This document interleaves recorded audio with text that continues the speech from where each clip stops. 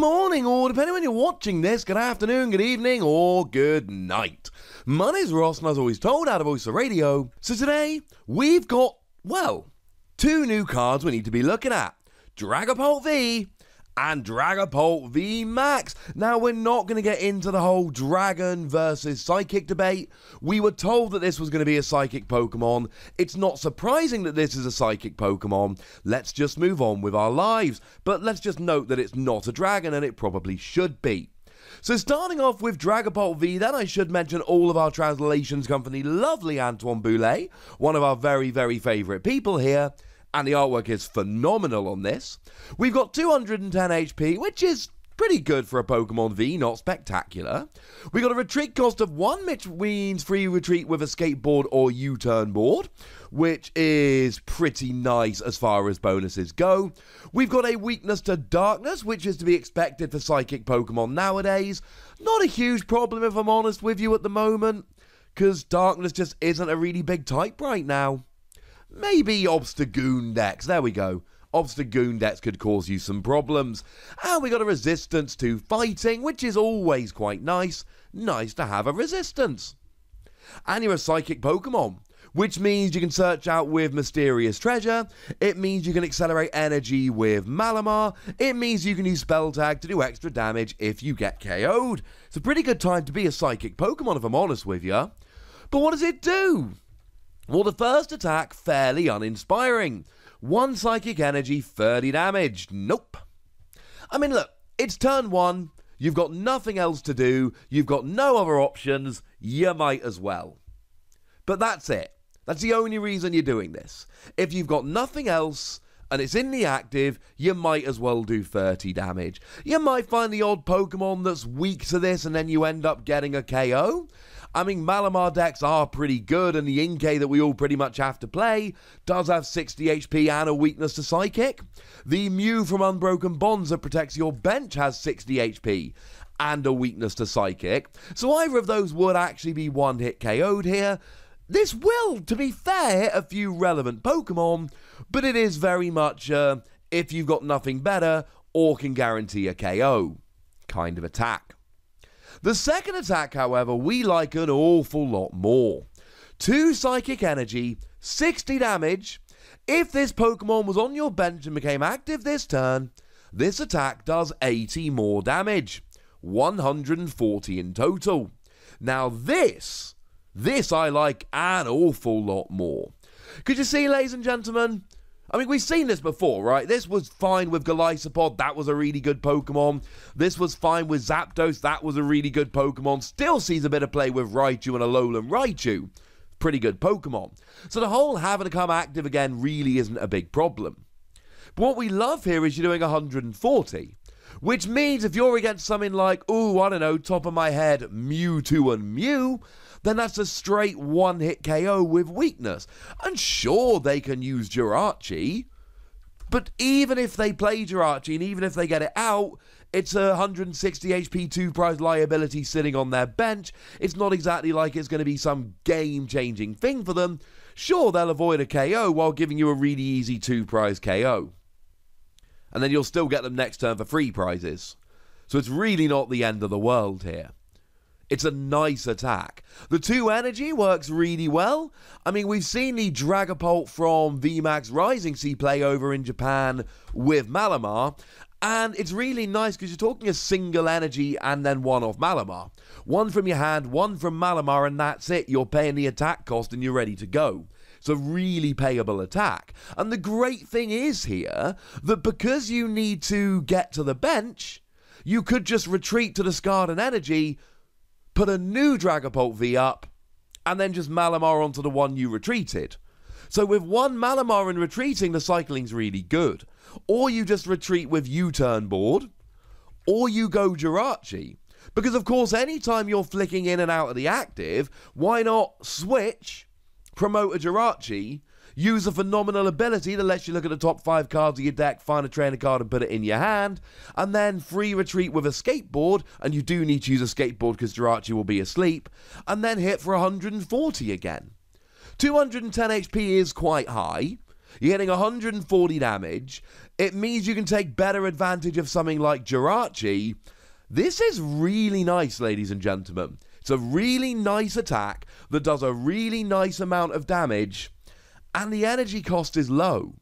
And then when you build in stuff like Mysterious Treasure for consistency and Spell Tag for extra damage, this could be a really nice Pokemon. Before we even get to the VMAX, and we are going ever so slightly faster here, because I don't want to cover them in separate videos. That seems a little bit weird when they're revealed on the same day.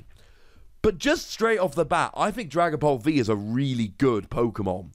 I have slight reservations about the damage output potentially being slightly lower than we might like.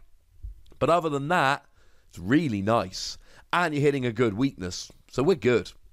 As for Dragapult VMAX, you go up to 320 HP, which is pretty gosh darn high. It's still not as high as some of them like Snorlax VMAX, for instance, but make no mistake about it, once you're up to 320 HP, you are talking a lot of HP. Same weakness, same resistance, same retreat cost. 1 Psychic Energy, 60 damage. Damage from this Pokemon's attacks are not affected by any effects on your opponent's active Pokemon. And this is really relevant. Let's say, for argument's sake, your opponent's got a Zamazenta V there. Zamazenta V's got that really annoying ability, if you're playing Dragapult VMAX, that prevents all damage done to this Pokemon by your opponent's Pokemon V. Well, good news, ladies and gentlemen. You don't have to worry about it. Because Dragapult V comes out and he's all like, it's alright, mate. You see, my VMAX, he can go through this. And okay, it's only 60 damage. You're still not getting a one-hit KO. But you can't use the second attack. Sure, you can not VMAX, and sometimes that'll be an option, but sometimes that doesn't fit what you're trying to do. So what we have here is just a really nice way to go, you know what? I've got an attack that will work. I can do some damage here. It's really nice. We're also in a format at the moment where everyone's playing Zacian V. And it's not the only way to play it, but a bunch of people play Zacian V with Lucario and Melmetal, which means that they're taking 30 less damage from attacks.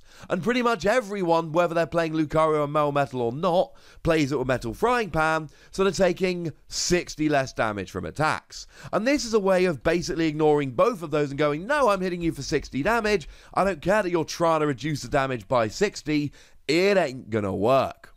So we like the first attack is good.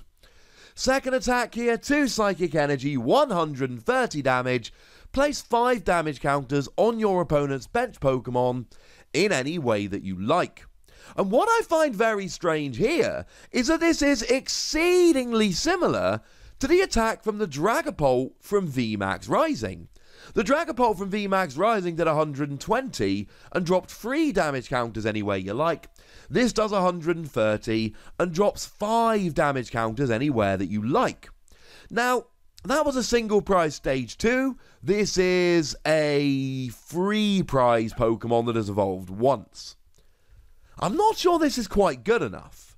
Certainly if I'm looking for this kind of attack, I mean, let's not forget, the Dragapult from VMAX Rising's got that amazing ability, same one that Whimsicott GX has, whereby if you try and attack it, you've got to flip a coin and you got a 50% chance of not actually hitting it.